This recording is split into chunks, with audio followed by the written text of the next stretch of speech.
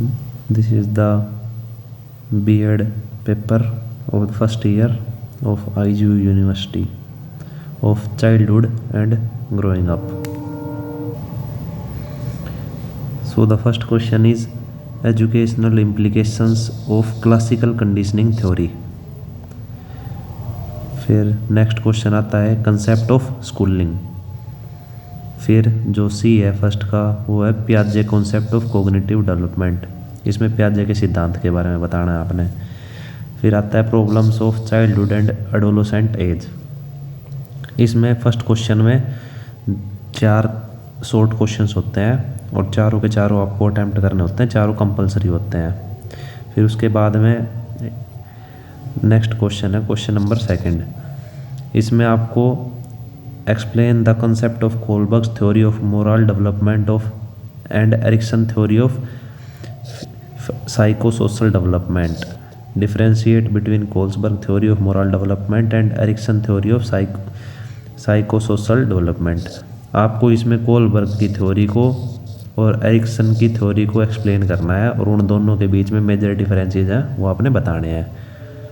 ठीक है। Third question आता है influence of parents times on development aspects of childhood and adolescence.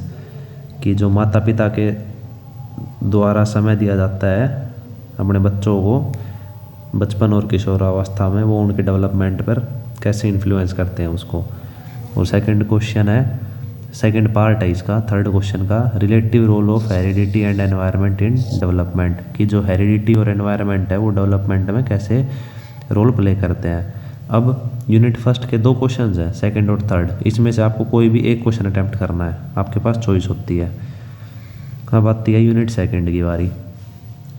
इसके अंदर है explain Gardner's theory of multiple intelligences and its implication of teaching learning.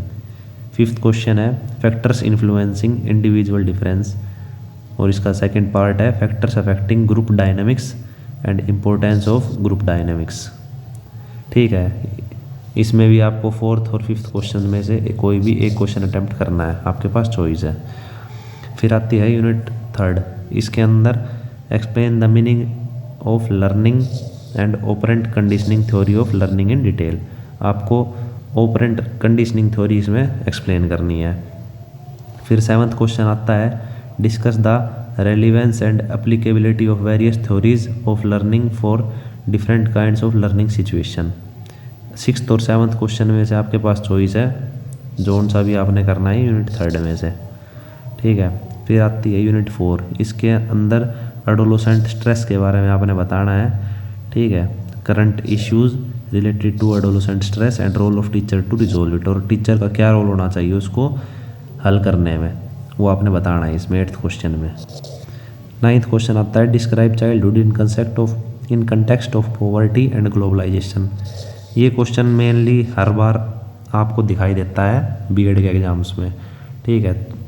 तो मेरा यही सजेशन रहेगा आपको कि ये क्वेश्चन आप पक्का करके जाएं। Thank you.